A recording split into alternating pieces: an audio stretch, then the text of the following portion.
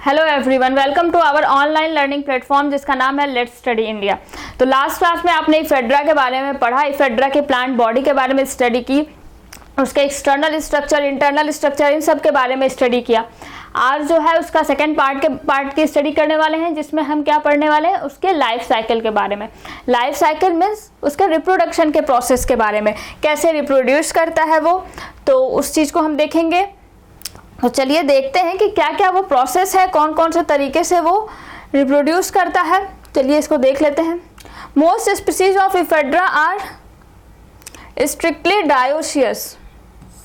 ज़्यादातर अगर देखा जाए तो इफेड्रा के ज़्यादातर मैक्सिमम स्पीसीज जो हैं वो डायोसियस होते हैं। मीन्स आपका एक जो प्लांट होगा उस पर मेल सेक्स ऑर्गन होगा और दूसरा प्लांट पे फीमेल सेक्स ऑर्गन होगा। तो ऐसी कंडीशन जहाँ दोनों ही सेक्स ऑर्गन अलग अलग प्लांट्स पे प्रेजेंट हैं, तो उस तरीके की कंडीशन को बोलते हैं डायोसियस कंडीशन। तो यहाँ इफेड्रा के केस में मैक्सिमम केस में आपको क्या होता है, डायोसियस कंडीशन देखने को मिलती है। दोनों सेक्स ऑर्गन अलग अलग प्लांट पे पाए जाते हैं, बट कहीं कहीं आपको देखेंगे ओकेजनली बाइस्पोरेंजिएट कोन्स प्रेजेंट होते हैं। बाइस्पोरेंजिएट कोन्स मीन्स कि दोनों ही टाइप के स्पोरेंजिया, अगर आपका मेल जो स्पोर्स को बियर किया हुआ स्पोरेंजिया है प्लस फीमेल स्पोर्स को बियर किया हुआ स्पोरेंजिया, दोनों ही एक ही प्लांट बॉडी पे प्रेजेंट होगा। तो इस तरीके की कंडीशन भी आपको या इस तरीके की सिचुएशन भी देखने को मिलती है। बाइस्पोरेंजिएट कोन्स भी पाए जाते हैं, मीन्स एक ही कोन पे दोनों ही तरीके के स्पोरेंजिया प्रेजेंट होगी। तो इस तरीके का कंडीशन भी देखने को मिलता है। में अगर in same species such as Ephedra, in some species such as Ephedra foliata and Ephedra intermedia, तो ये कुछ ऐसी स्पीसीज हैं जिसमें इस तरीके की कंडीशन मीन्स बाइस्पोरेंजिएट कंडीशन देखने को मिलती है। Cones occur in groups at the node, यहाँ देखने को मिलता है। आपने अगर प्लांट को कंसिडर किया तो वहाँ देखेंगे आपके नोड और इंटर नोड में प्लांट बॉडी डिवाइडेड रहती है। तो कोन्स वहीं पाए जाते हैं जहाँ नोड होगा। तो नोडल रीजन जो है यहीं पर कोन पाए जाएंगे, और दो नोड के बीच में एक रीजन जो होता है उसको क्या बोलते हैं, इसको हम बोलते हैं इंटर नोड। तो ये नोडल रीजन जहाँ से लीफ निकलता है, जहाँ से ब्रांचेस निकलती हैं, तो इन्हीं नोडल रीजन्स पे आपको कोन भी पाया जाएगा। Unlike other living gymnosperm in Ephedra, both the male and female strobili are compound। अगर देखा जाए तो इसमें इफेड्रा के केस में दोनों ही, अगर देखा जाए मेल जो स्ट्रोबिलस होता है, स्ट्रोबिलस क्या है, कोन है। जो स्पोरोफिल होते हैं आपके, जो ऐसा लीफ लाइक स्ट्रक्चर जिस पे स्पोर्स प्रेजेंट हैं, तो अगर स्पोरोफिल्स क्या करते हैं, एग्रीगेट करके एक स्ट्रक्चर बना लेते हैं जिसको कि कोन या स्ट्रोबिलस कहते हैं। तो इस तरीके से अगर यहाँ देखा जाए तो मेल स्ट्रोबिलस हो या फीमेल स्ट्रोबिलस हो, दोनों ही जो है आपके काफ़ी कंपाउंड स्ट्रक्चर शो करते हैं, काफ़ी जो है एक साथ मिल करके कॉम्प्लेक्स स्ट्रक्चर शो करते हैं। इस तरीके का स्ट्रक्चर इनका देखने को मिलता है। ना हम अब देख लेते हैं मेल कोन को या मेल स्ट्रोबिलस को। तो मेल कोन को देख लेते हैं, जो आपका मेल पार्ट है, मेल सेक्स ऑर्गन है, उसको देख लेते हैं कि वो कैसा होता है। Male strobili are borne in whorls in the axil of scaly leaves. तो आप जान रहे हैं कि आपका जो ये स्टेम है, इस पे नोडल रीजन पे क्या पाए जा रहे थे, स्केली लीव्स पाए जा रहे थे, इस तरह से पाए जा रहे थे ना। इन स्केली लीव्स के एक्सिल्स पे, मीन्स कि अगर ये स्टेम है तो ये अगर इसका स्केली लीफ है, तो जहाँ स्केली लीफ लगा हुआ है स्टेम से, उस रीजन पे आपको देखने को मिलेंगे ये मेल स्ट्रोबिलाई, जो कि पूरा एक तरह से एक्सिस के चारों तरफ पाए जाएंगे eight the node of fertile branches. और हाँ, फर्टाइल ब्रांचेस जो हैं जो वहीं पे पाए जाएंगे, जहाँ मतलब फर्टाइल ब्रांच क्या होगा, ऐसा ब्रांच जिसपे कि क्या है कि सेक्स ऑर्गन्स प्रेजेंट है या जो है आपका स्पोरेंजिया प्रेजेंट है। तो इस तरीके के स्ट्रक्चर, इस तरीके का ब्रांच जो होगा उसको हम बोलेंगे फर्टाइल ब्रांच, जो मेनली क्या है कि ऐसा ब्रांच जो कि फर्टिलिटी में इन्वॉल्व हो रहा है। तो इस तरीके का ब्रांच पाया जाता है। तो male strobilus consist of short central axis. अगर इस मेल स्ट्रोबिलस को देखा जाए, अभी हम डायग्राम में देखेंगे कि मेल स्ट्रोबिलस में छोटा सेंट्रल एक्सिस होता है और with 2 to 10 pairs of opposite decussate branches. और इससे जो है आपके 2 से 10 के आसपास अपोजिट मीन्स कि इस तरीके से, जैसे मान लीजिए ये है, तो इससे अपोजिट वे में ब्रांचेस निकली रहती हैं और साथ ही साथ यहाँ डिक्सेट कंडीशन पाई जाती है। तो ये ब्रांचेस जो है एक तो अपोजिट रहती हैं और दूसरा चीज़ क्या है कि ये जो ऊपर यहाँ इस रीजन पे पाई जा रही है, इसके बाद जो पाई जाएंगी वो क्या होंगी, वो 90 डिग्री पे होंगी। जैसे ये ब्रांच अगर यहाँ ऐसे पाई जा रही है ना इस तरीके से, तो दूसरी जो ब्रांच पाई जाएगी वो कुछ इस तरीके से पाई जाएगी, मतलब एकदम एक दूसरे के 90 डिग्री एंगल पे प्रेजेंट होंगे। तो इस तरीके की कंडीशन पाई जाती है। 1 और 2 basal pair of bracts are sterile. यहाँ ब्रैक्ट्स पाए जाते हैं और ब्रैक्ट्स जो है वो चारों तरफ से कवर किए रहते हैं। तो यहाँ पे आप देखें तो एक या दो जो है बेसल पेयर ऑफ ब्रैक्ट्स जो होते हैं, जो नीचे पाए जाएंगे ब्रैक्ट्स, वो क्या होते हैं, वो स्टेराइल होते हैं। वहाँ पे कोई भी स्पोरेंजिया लाइक स्ट्रक्चर नहीं पाया जाएगा, वो कम्प्लीटली स्टेराइल होते हैं। While the others are fertile. और जबकि जो ऊपर वाले रीजन पे जो है, मान लीजिए कि ये अगर स्ट्रोबिलस है तो इसके बेसल रीजन पे जो ब्रैक्ट्स हैं ये स्टेराइल होंगे, यहाँ स्पोरेंजिया नहीं पाया जाएगा। जबकि जो ऊपर के रीजन पर हैं अगर, तो वहाँ पे स्पोरेंजिया देखने को मिलेगा। A single male flower arise in axil of each fertile bract. और हर फर्टाइल ब्रैक्ट पे अगर देखा जाए तो एक मेल फ्लावर अराइज होता है हर फर्टाइल ब्रैक्ट पे। तो ये जो ब्रैक्ट है ये फर्टाइल है और इसी से आपका क्या होगा कि मेल फ्लावर निकला हुआ दिखाई देगा, मेल फ्लावर जो होगा वो पाया जाएगा। अभी डायग्राम से आप देखेंगे तो क्लियर होगा, चीज़ें अच्छे से समझ में आएंगी।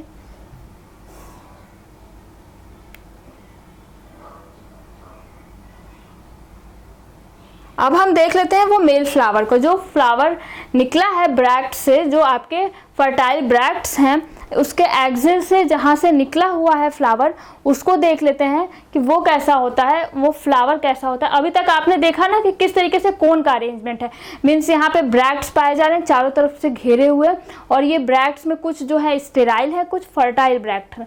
फर्टाइल ब्रैक्ट्स जिसके एक्सिलरी रीजन से मेल फ्लावर निकला हुआ है।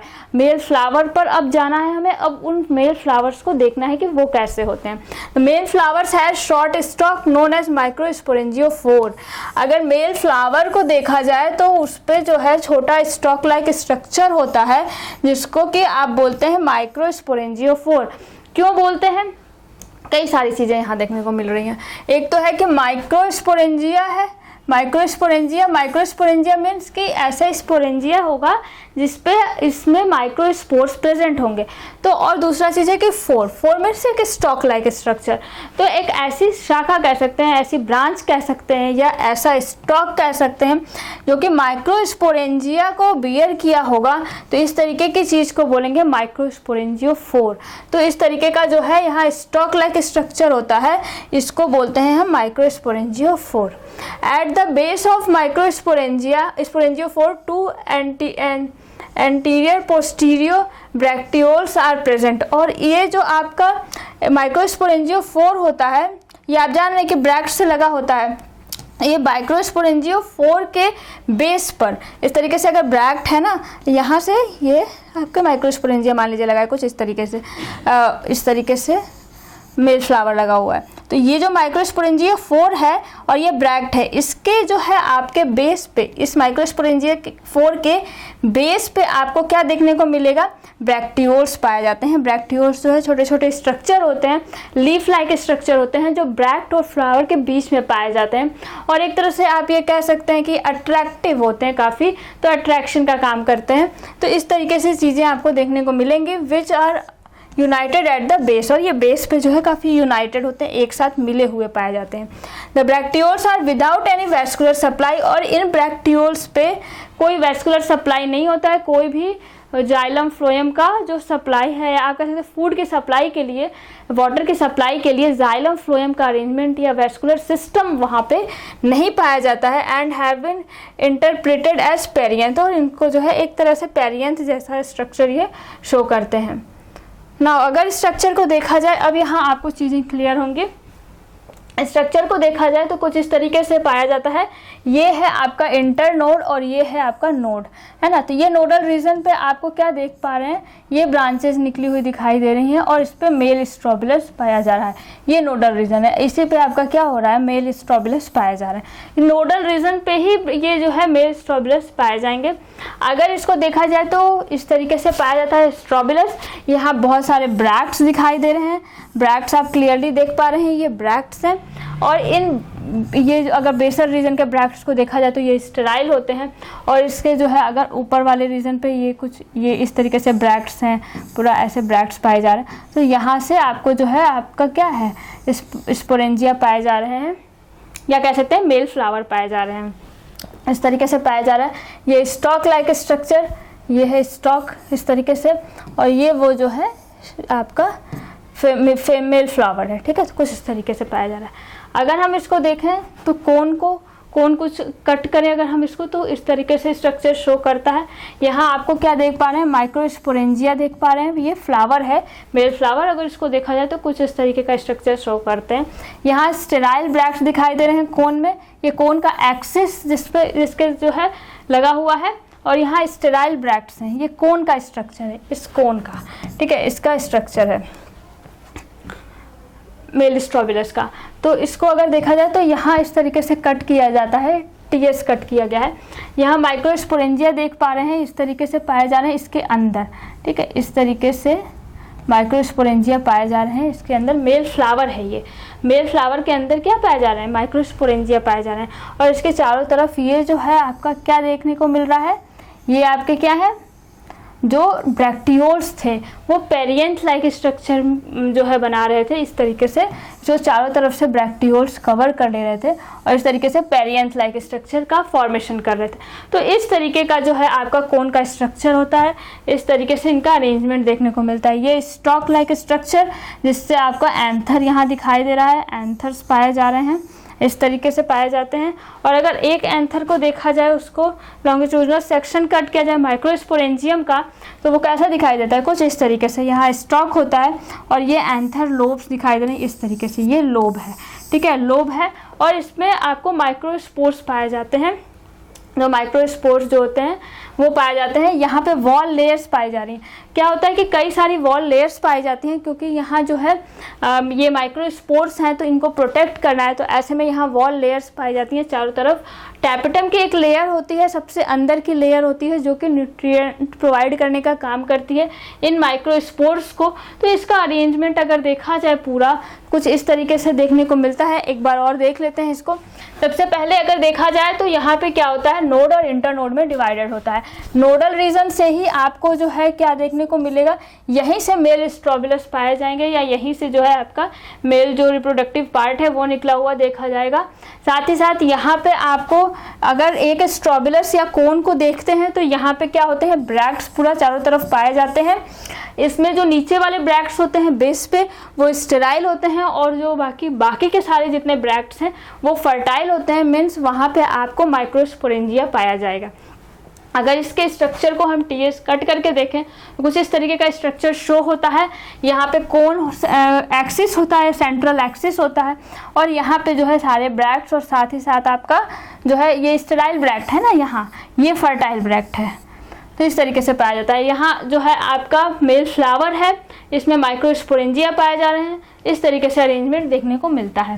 साथ ही यहाँ पे भी अगर आप देख लें तो ये मेल फ्लावर का एक स्ट्रक्चर है, और इस पे जो है आपके स्टॉक के थ्रू यहाँ पे क्या स्पोरेंजिया पाए जा रहे हैं, इसमें एंथर्स दिखाई दे रहे हैं। अगर हम एक माइक्रोस्पोरेंजियम को टीएस कट करके देखें, लॉन्गिट्यूडिनल सेक्शन कट करके देखें, ये एलएस कट किया हुआ है, तो अगर एलएस कट करके देखें तो यहाँ आपको देखने को मिलेंगे, यहाँ स्टॉक है और ये एंथर लोब है।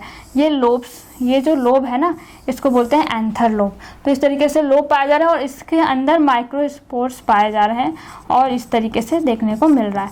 यहाँ लेयर्स हैं, वॉल लेयर्स हैं, जो कि इसको प्रोटेक्ट करने का काम करती हैं। तो इस तरीके का जो है स्ट्रक्चर ये शो करता है, पाया जाता है इसमें। ये आपने मेल फ्लावर को देखा, अब हम देख लेते हैं फीमेल फ्लावर को कि वो कैसा दिखाई देता है।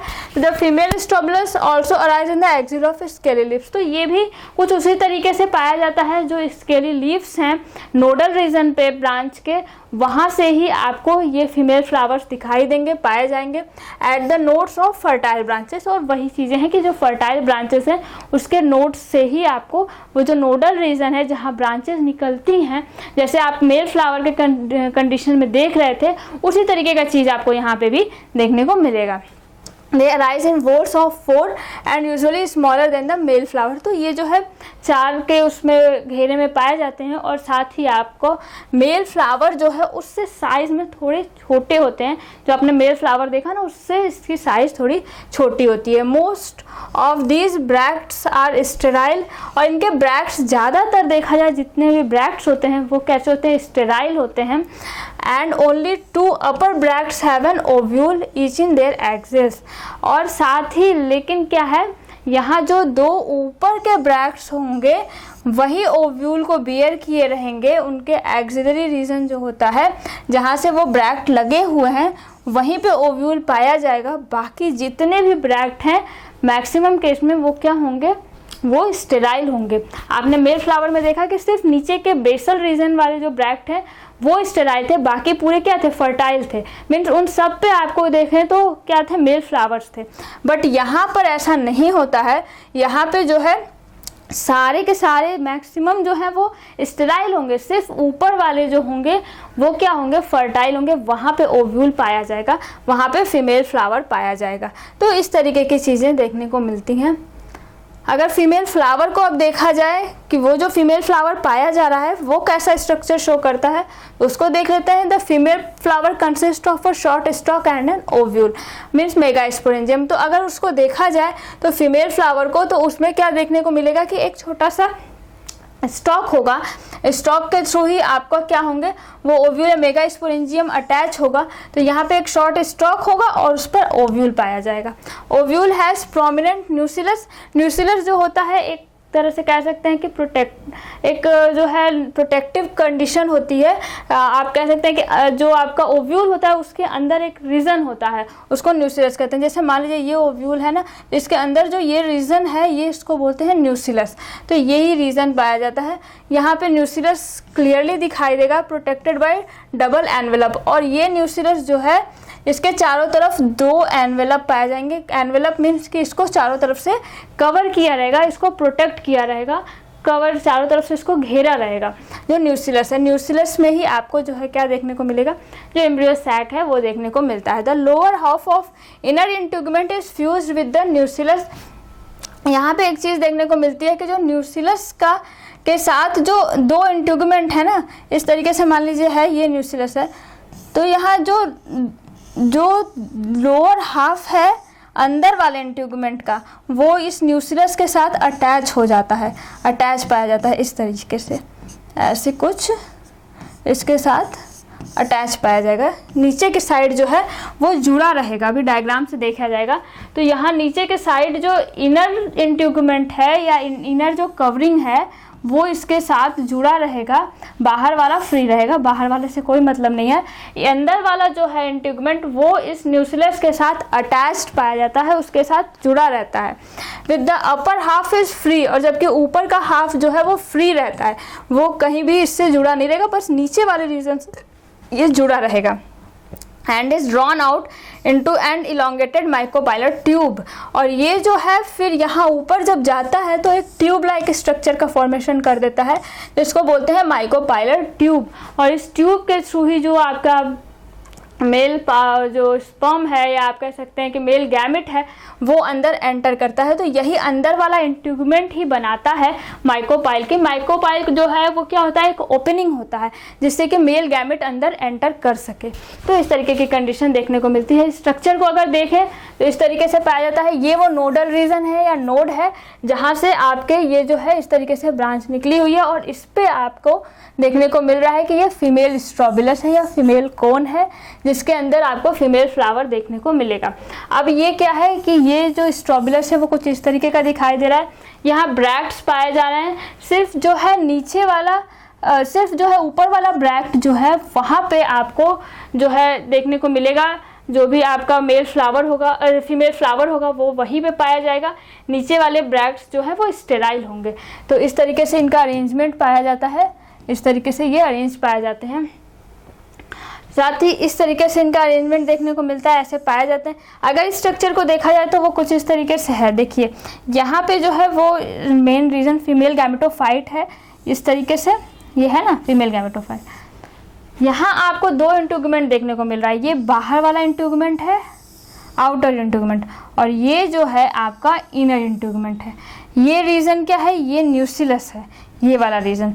तो जो अंदर वाला इंटीग्यूमेंट है आप देख पा रहे हैं ना, वो न्यूक्लियस के साथ आकर के ज्वाइंट हो गया है, नीचे इसी के साथ जुड़ा हुआ है, बट ऊपर जाके ये फ्री है। तो ऊपर फ्री है तो यहाँ एक ट्यूब लाइक स्ट्रक्चर का डेवलपमेंट कर दे रहा है, जिससे कि जो मेल गैमेट है वो अंदर एंटर कर सके। तो इस तरीके से इनका अरेंजमेंट देखने को मिलता है, इस तरह से ये पाए जाते हैं। नाउ अब हमें देखना है कि गैमेटोफाइट, अब आपने देख लिया कि फीमेल फ्लावर कैसे होता है, मेल फ्लावर कैसा होता है। अब हमें देखना है कि इनसे गैमेटोफिटिक फेज का डेवलपमेंट कैसा होता है, उसको देख लेते हैं। तो micro and mega spores develop into male and female gametophyte respectively. तो वहाँ जो है माइक्रो स्पोर और मेगा स्पोर जो हैं वो बन रहे हैं, और वो माइक्रो स्पोर जो है और मेगा स्पोर ये दोनों ही फीमेल गैमेटोफिटिक बॉडी का या मेल गैमेटोफिटिक बॉडी के डेवलपमेंट में अपना रोल प्ले करेंगे। तो मेल गैमेटोफाइट को अगर देखा जाए, मेल गैमेटोफाइट मीन्स कि जो आपका गैमेटोफिटिक फेज है, मीन्स हैप्लॉइड फेज है। तो माइक्रो स्पोर्स जो है वो क्या करेंगे, जर्मिनेट करेंगे, और उससे क्या बनेगा, गैमेटोफिटिक फेज का डेवलपमेंट होगा। तो micro spores means pollen grain represents the earliest stage of male gametophyte. तो जो मेल गैमेटोफाइट है मीन्स कि जो गैमेटोफिटिक प्लांट बॉडी का डेवलपमेंट होगा, उसका डेवलपमेंट किससे होगा, ये माइक्रोस्पोर्स से ही होगा। ये माइक्रोस्पोर्स जो है इन्हीं में डिवीजन का प्रोसेस होगा, और ये जर्मिनेट करेंगे, और उससे जो है आपका क्या, गैमेटोफिटिक फेज का डेवलपमेंट होगा। Germination of microspore starts with the microsporangium itself. तो वो जो माइक्रोस्पोरेंजियम आप देख पा रहे थे ना, उसके अंदर ही आपका अंदर से ही जर्मिनेशन स्टार्ट हो जाता है माइक्रोस्पोर्स का, मीन्स कि वहीं से चीज़ें स्टार्ट हो जाती हैं, वहीं से जर्मिनेशन का प्रोसेस स्टार्ट हो जाता है, जब वो उसके अंदर ही रहता है तभी से।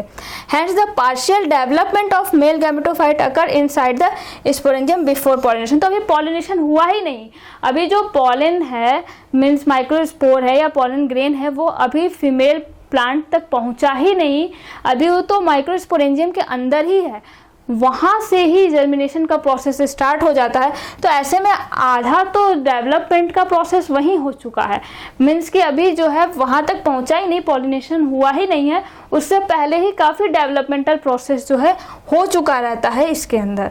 तो ये काफ़ी चीज़ें अलग देखने को मिलती हैं।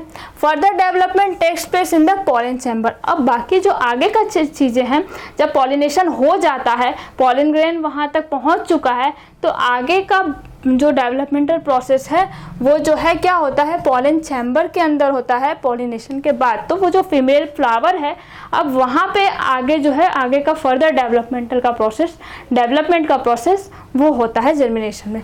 Further development takes place in the pollen chamber of the ovule after the microspore has haploid nucleus. अगर माइक्रोस्पोर को देखा जाए तो माइक्रोस्पोर जो है वहाँ पाया जा रहा है किसके अंदर, स्पोरेंजिया के अंदर पाया जा रहा था ना। तो वो माइक्रोस्पोर को अगर देखा जाए तो माइक्रोस्पोर में हैप्लॉइड न्यूक्लियस होता है, हैप्लॉइड कंडीशन में न्यूक्लियस पाया जाता है, और ये न्यूक्लियस ही है जो डिवाइड करता है और फिर जर्मिनेशन का प्रोसेस होता है। तो microspore divides to form small prothallial cell and large outer cell. अब यहाँ से डिवीजन का प्रोसेस स्टार्ट होता है। तो वो जो माइक्रोस्पोर है जो का न्यूक्लियस है, अगर मेनली देखा जाए, या माइक्रोस्पोर को ही ले लीजिए, तो वो पहले डिवाइड करता है और दो सेल्स बनाता है। एक जो होता है छोटा होता है जिसको कि बोलते हैं प्रोथीलियल सेल, और जो बड़ा सेल होता है उसको हम बोलते हैं आउटर सेल। तो इस तरीके से दो सेल्स बनी। अब यहाँ आप देखते जाइए कि धीरे धीरे डिवीज़न का प्रोसेस होता है इन सेल्स में, और धीरे धीरे किस तरह से जो है सिर्फ एक हैप्लॉइड सेल से इतने सारे सेल्स डिवाइड करके किस तरीके से पूरा जो है गैमेटोफिटिक फेज का डेवलपमेंट करते हैं। Outer cell divides to form second prothallial cell. अब इसमें जो आउटर सेल है वो डिवाइड करता है, और डिवाइड करके जो है दो सेल्स का फॉर्मेशन करता है। एक तो होता है सेकेंड प्रोथीलियल सेल और दूसरा होता है एंथ्रीडियल सेल। तो इस तरीके से दो सेल्स बनाता है ये सेल। अब ये सेल डिवाइड किया तो एक तो बनाया इसने सेकेंड प्रोथीलियल सेल और दूसरा बना एंथ्रीडियल सेल। बोथ प्रोथीलियल सेल सून डिसइंटीग्रेट। अब ये प्रोथीलियल सेल और ये प्रोथीलियल सेल, दो सेल है ना, ये दोनों ही थोड़ी देर बाद खत्म हो जाती हैं। बचता क्या है, ये एंथ्रीडियल सेल, ये सेल बच जाता है। अब यही एंथ्रीडियल सेल में आगे चीज़ें होती हैं, वो कैसे होती हैं उसको देखते हैं। Nucleus of antheridial cell divides to form small generative cell and comparatively large tube cell. अब वो जो एंथ्रीडियल सेल है उसका न्यूक्लियस फिर डिवाइड करता है और डिवाइड करके फिर 2 सेल्स का फॉर्मेशन करता है। एक होता है जनरेटिव सेल और दूसरा क्या होता है, ट्यूब सेल। तो इस तरीके से 2 सेल्स बनती हैं। जनरेटिव सेल फिर डिवाइड करता है और ये बनाता है स्टॉक सेल और बॉडी सेल। तो ये डिवीजन हो रहा है ना, डिफरेंट सेल्स बन रही हैं, फिर वो डिवाइड कर रही हैं, फिर उन सेल्स में फिर डिवीजन हो रहा है। तो इस तरीके से डिवीजन का प्रोसेस हो रहा है। At this stage the male gametophyte consist of 5 cell. अब यहाँ जब इतना डिवीजन हो चुका रहता है तो इतने में आप 5 सेल्स देख पाते हैं कि यहाँ इस स्टेज में 5 सेल्स बन चुकी हैं, जिसमें अगर देखा जाए तो 2 प्रोथीलियल सेल होती है, एक स्टॉक सेल होता है, एक बॉडी सेल होता है और एक ट्यूब न्यूक्लियस होता है। इस तरीके से जो है 5 सेल्स बन गई रहती हैं। The sporangium डेहिस eight this stage, और यही स्टेज जो है जहाँ 5 सेल्स बन चुका है, इसी स्टेज में जो है स्पोरेंजियम का डेहिसेंस होता है। स्पोरेंजियम से स्पोर्स जो है वो रिलीज आउट होते हैं इस स्टेज में, जब इतने तक का डिवीजन हो चुका है तब। एंड माइक्रोस्पोर्स या male gametophyte are not ready to pollination. और अब जो है डेहिसेंस हो चुका है, मीन्स स्पोरेंजियम से स्पोर्स रिलीज हो चुके हैं माइक्रोस्पोर, और ये जो है अब रेडी है पॉलिनेशन के लिए, कि मीन्स अब ये इनको जो है कहाँ जाना है, फीमेल जो फ्लावर है वहाँ तक पहुँचना है। Pollination is anemophilous. अगर पॉलिनेशन को देखा जाए तो वो एनेमोफिलस होता है, मीन्स एयर जो है यहाँ अपना रोल प्ले करता है पॉलन ग्रेन्स को मूव कराने में या फीमेल पार्ट तक पहुँचाने में। तो हवा के थ्रू जब पॉलिनेशन होता है तो उसको हम बोलते हैं एनेमोफिलस। तो इस तरीके से यहाँ क्या है, हवा अपना रोल प्ले कर रहा है, हवा से जो है पॉलन ग्रेन्स मूव कर रहे हैं।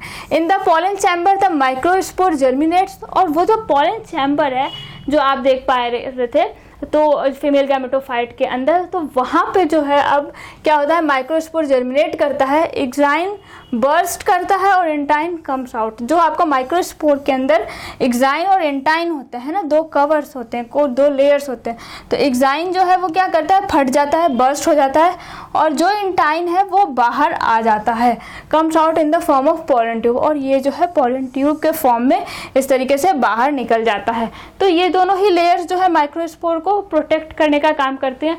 बट जब इनको क्या है कि जर्मिनेट करना है तो ऐसे में बाहर की लेयर फट जाती है, जो एक्साइन जो हार्ड होती है, थिक होती है, वो फट जाती है और अंदर वाली कुछ इस तरीके से जर्म ट्यूब बना करके बाहर आ जाती है।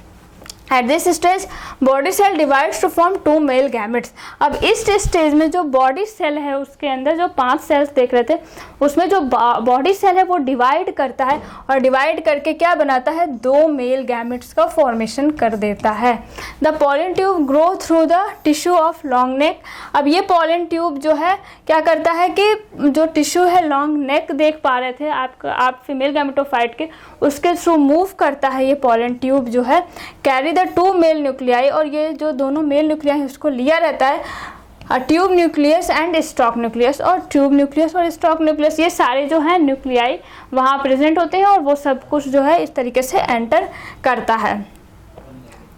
नाउ अगर इसको देखा जाए स्टेजेस को किस तरीके से चीज़ें होती हैं तो कुछ ऐसे देखने को मिलता है। सबसे पहले आपको देखते हैं कि ये मैच्योर माइक्रोस्पोर है, इसमें न्यूक्लियस पाया जा रहा है, ये डिवाइड कर रहा है और इस तरीके से फर्स्ट प्रोथीलियल सेल बन रहा है, second prothallial cell, first prothallial cell, इस तरीके से डिवीजन का प्रोसेस हो रहा है। यहाँ पे फिर जो है आपका first prothallial cell, second prothallial cell, generative cell, tube nucleus. तो आप देख पा रहे थे ना कि किस सेल से कौन डिवाइड कर रहा था, कौन सेल बन रहा था, फिर वो रीडिवाइड कर रहा था तो वो फिर उससे कौन कौन सी सेल्स बन रही थी।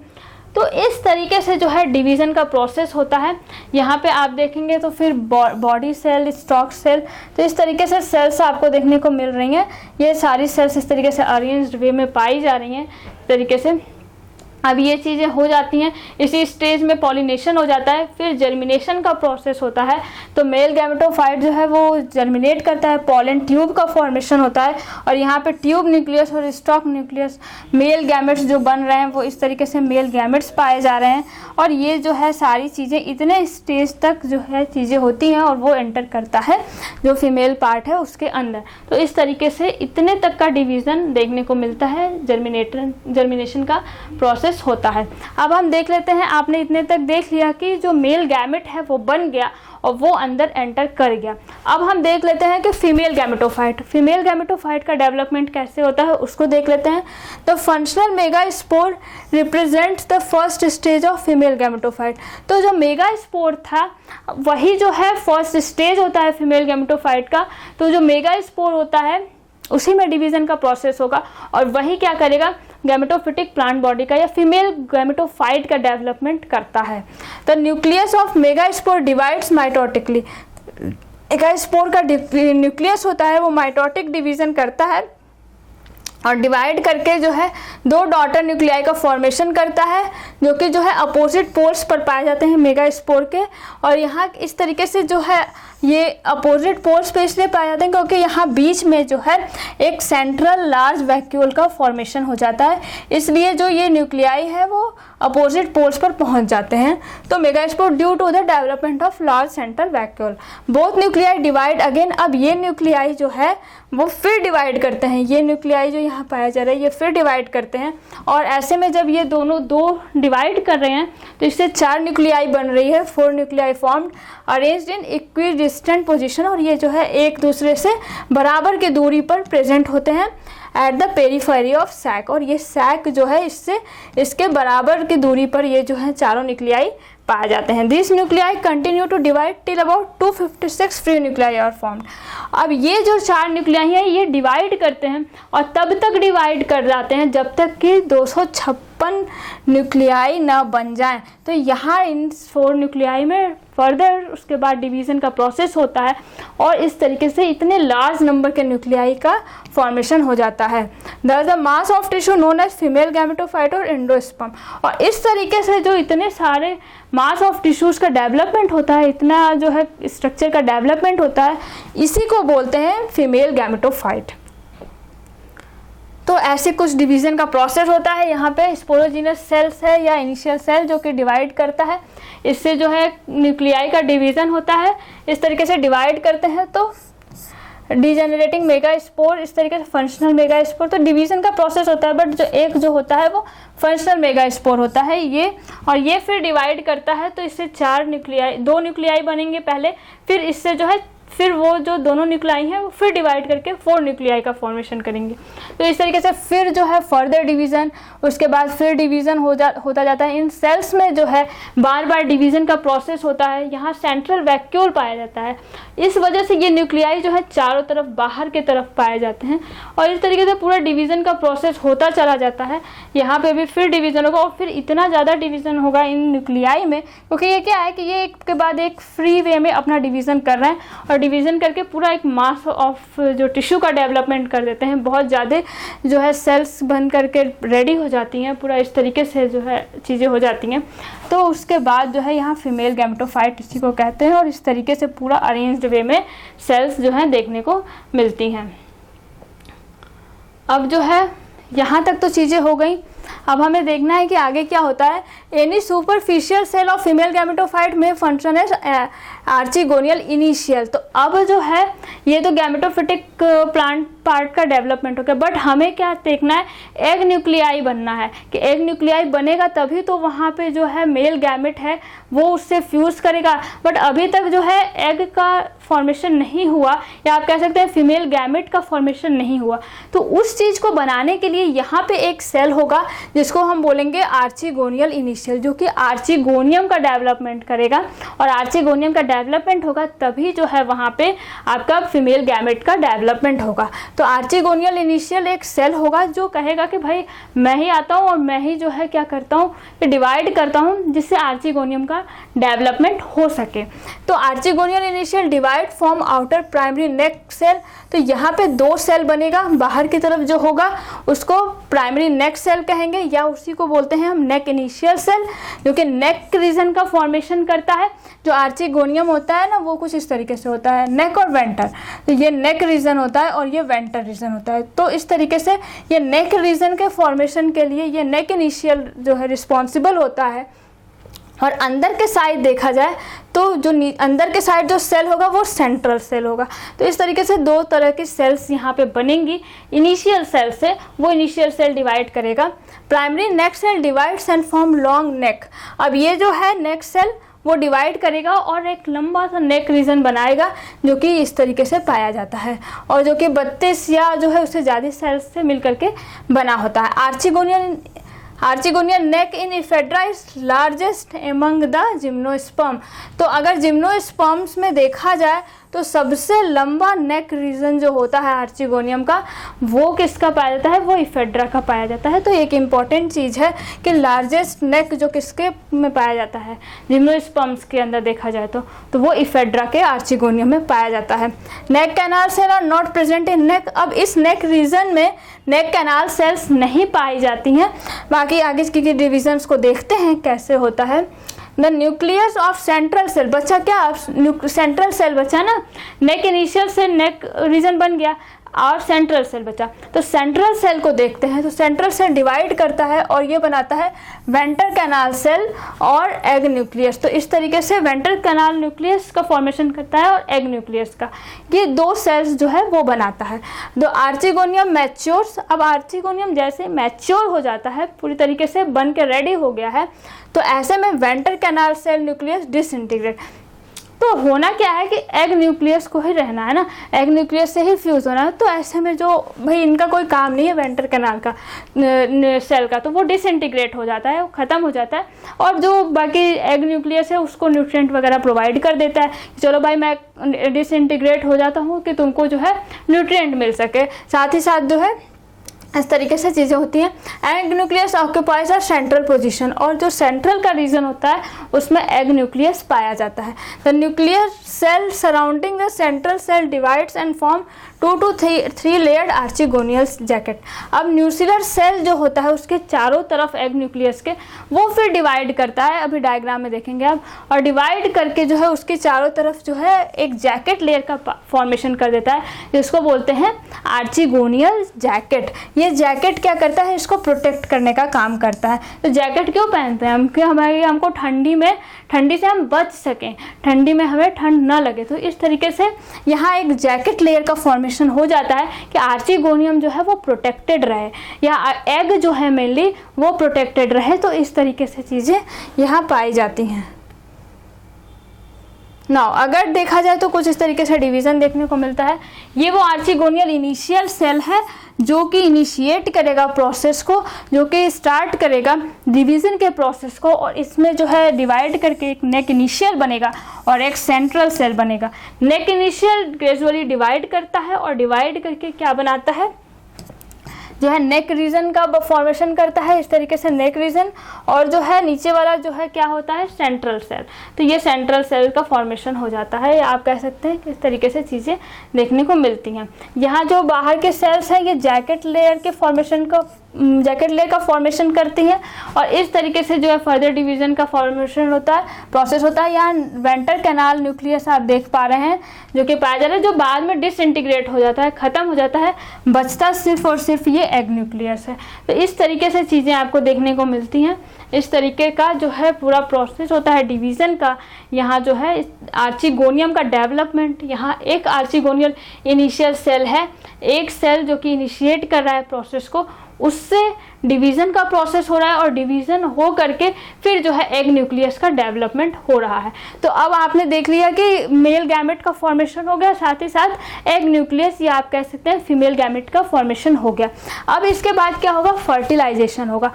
तो ये दोनों ही चीज़ें रेडी हो गई तो फर्टिलाइजेशन का प्रोसेस होगा। In Ephedra fertilisation is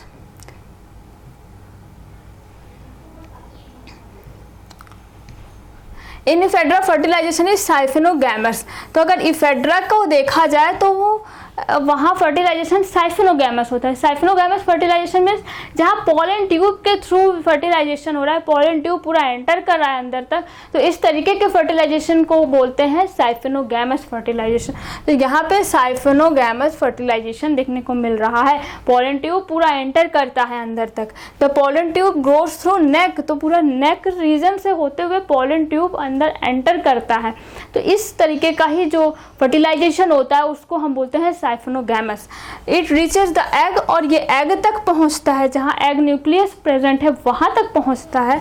where the tip of the tube ruptures, और वहां पे जो ये ट्यूब था, पोलन ट्यूब का टिप जो है ये रप्चर कर जाता है, ये फट जाता है। And its content discharge into cytoplasm of central cell, और इसके अंदर के जो कंटेंट है वो सेंट्रल सेल के अंदर चले आते हैं, डिस्चार्ज हो जाते हैं। One of the male nucleus fuse with the egg, then oospore is formed, और इसमें से जो जो मेल न्यूक्लियस थे उसमें एक न्यूक्लियस जो है फ्यूज करता है उसके साथ, एग के साथ, और उससे जो है आपका जाइगोट का फॉर्मेशन होता है, या उसी को हम बोलते हैं oospore का फॉर्मेशन होता है। तो इस तरीके से जाइगोट बन जाता है। जाइगोट के बाद फिर जाइगोट में फर्दर डिवीज़न होता है, एम्ब्रियो का फॉर्मेशन होता है, फिर एम्ब्रियो में फिर डिवीज़न का प्रोसेस होता है, और फिर क्या होता है, मेन प्लांट बॉडी जो इफेड्रा की है, स्पोरोफिटिक प्लांट बॉडी जो है उसका डेवलपमेंट होता है। तो इस तरीके से इसकी पूरी लाइफ साइकिल चलती है। तो आज के लिए बस इतना ही। आपने इफेड्रा के बारे में डिटेल्ड स्टडी कर ली। थैंक यू सो मच, आप सबका बहुत बहुत धन्यवाद।